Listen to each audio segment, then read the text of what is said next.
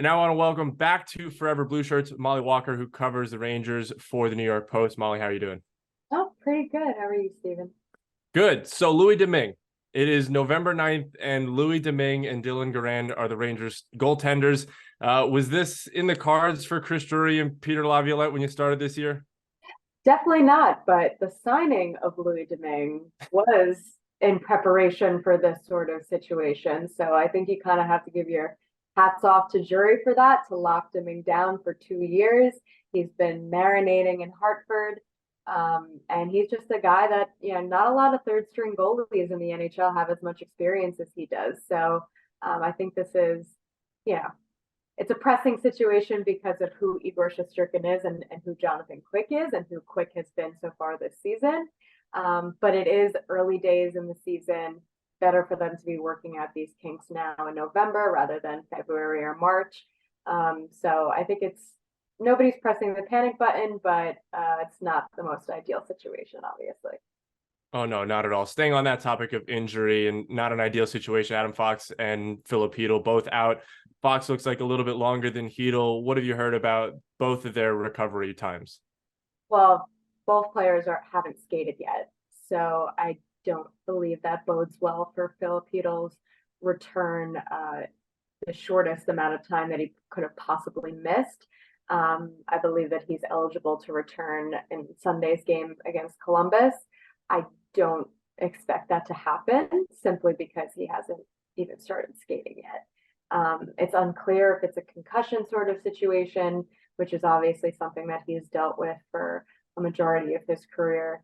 But yeah, it's not the best of situations, but again, it's early. So if this is going to happen at any point in the season, it's better off happening now. And this way they can figure out any sort of reinforcements that they might need, all the sorts of things that go into overcompensating for not having Adam Fox, having Erik Gustafsson get acclimated on the first power play, which has not been a horrible transition at all, as well as his transition to playing alongside Ryan Lindgren and the very important minutes that pairing plays as well. So I think it's definitely preparing for the long run. I think so. It's not the best, but better to happen now than later.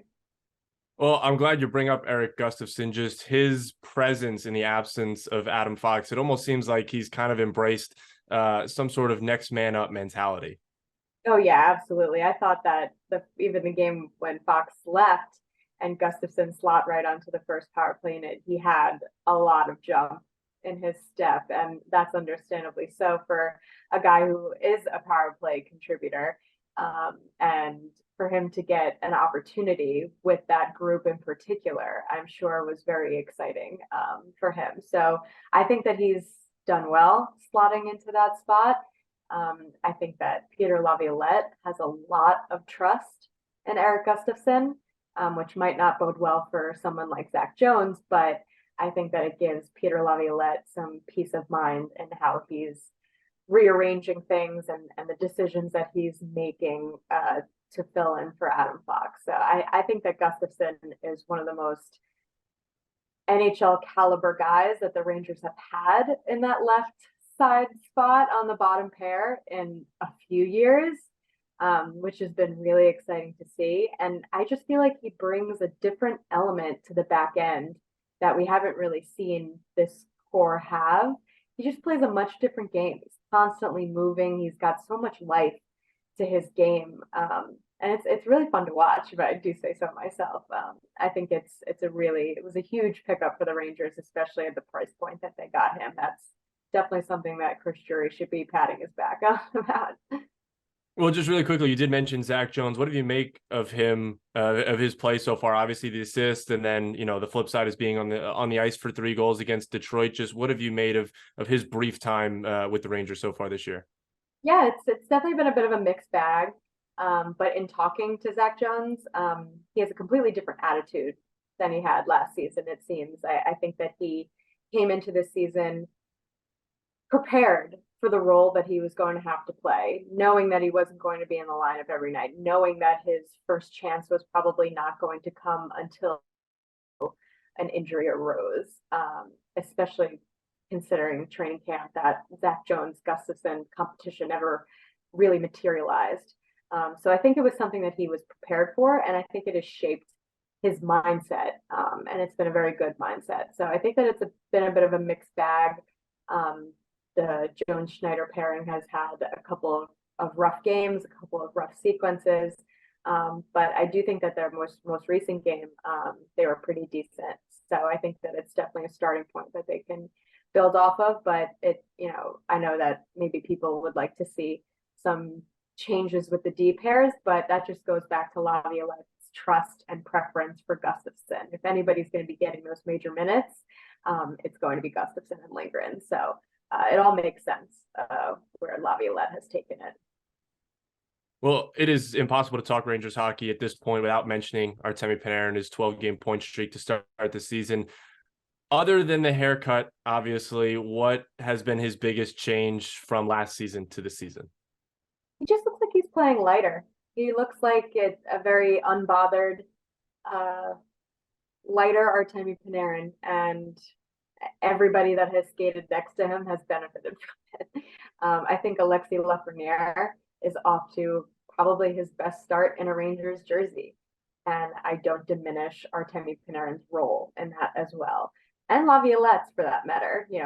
Putting that line together right off the bat, which is a line Filipino, Panarin, and Lafreniere that we haven't seen really, which is kind of surprising for how many line combinations that this Rangers team has gone through. But I think that Artemi Panarin is playing in a way that he will make anybody who's skating next to him better, which is when he's operating at his best. And, but he's also got a layer of defensive responsibility to his game as well this season, which is obviously a welcomed fact for the Rangers. But he looks pretty dang good to start the season for sure. Well, I'm glad you bring up Lafreniere as well. He's kind of been both hot and cold to start the year. Obviously, 4 goals early in the season. He's had 2 assists in back-to-back games. Do you feel like he's playing with a lot more confidence this year than in years past? Definitely. I think it's a confidence thing. But I also feel like he's been set up for more success this season. And that's on Laviolette as well, immediately putting him in that right wing spot on the second line, immediately putting him on the power play. But even if the results aren't coming at a consistent basis, what I've seen from Alexis Lafreniere is he's engaged. He is so engaged. He's bringing emotion, which I think that he is at his best when he's playing with emotion. We've seen a couple of those pesky instances where he can get under somebody's skin, challenging Sebastian Aho to a fight after the hit on Adam Fox. That's the type of stuff that you want to see from Alexis Lafreniere, from any young player who is trying to find his footing in the NHL. And I think that has been a really good start for number 13.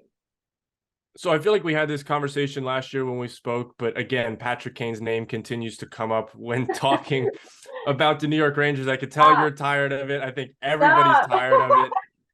But with the struggles offensively of both Kakko and Blake Wheeler, is there any interest there? I feel like, it has to be asked at least once. I wish it was just once. I would really be happy to never answer another question about Patrick Kane ever again, as much as I enjoyed covering the man last year. Look, yes, to your point about Kakko and Wheeler more in particular, would the Rangers want to add a guy like Patrick Kane? The name, sure. The uncertainty of the player coming off of major surgery, I don't know if that's a risk that the Rangers want to take. Plus, when you take into consideration how much that would take away from some of the young guys on the team, such as Alexis Lafreniere, who is not deserving at all of getting taken off the second power play unit or out of that right wing spot, if you're asking me. I don't think that it's the route that the Rangers want to take. Plus, when you take into consideration that once Fox does come back, that cap hit, that LTIR pool is gone.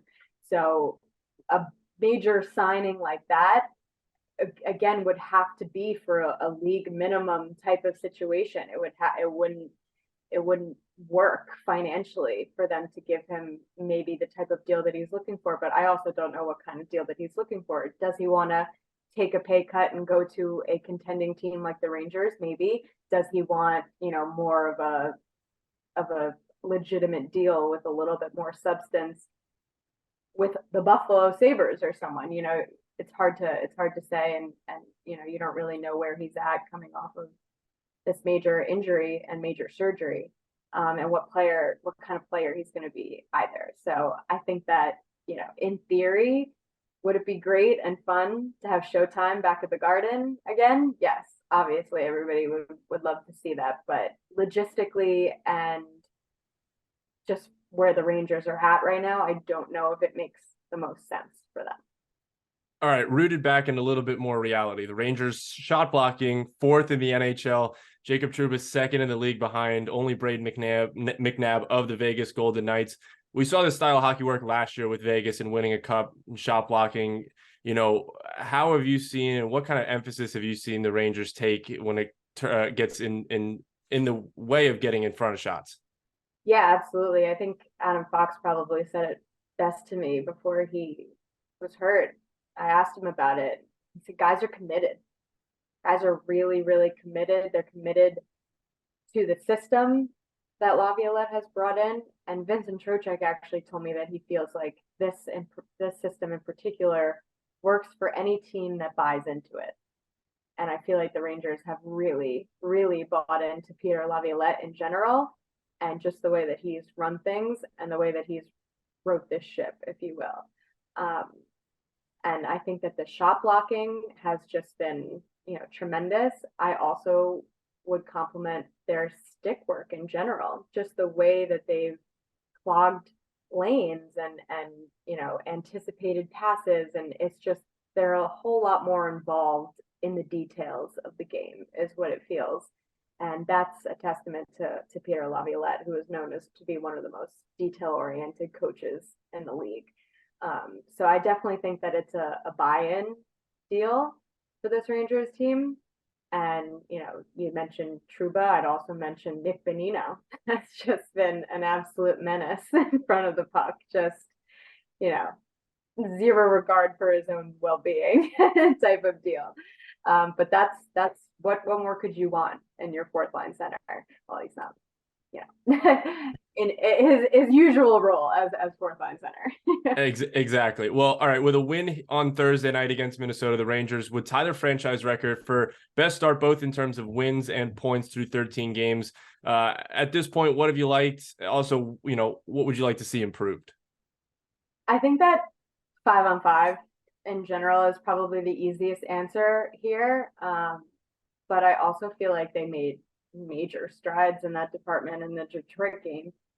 It's difficult for it to be on all the time, but when the Rangers have a well-rounded performance like they did against Detroit, those 3rd period 3-goal pushes don't matter as much, because not only did they get that 4th extra goal, they got the 5th extra goal because they were operating on all cylinders on 5-on-5 power play. And that's, what more could you want than that? So I think, it might be a cop-out answer, but obviously the power play has just been pretty automatic for the most part this season, with and without Adam Fox.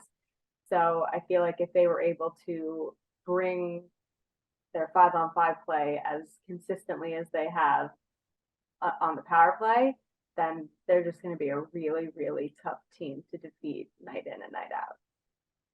All right, Mollie Walker with the New York Post covering the Rangers. Thank you very much for joining us here on Forever Blue Shirts. Thanks for having me.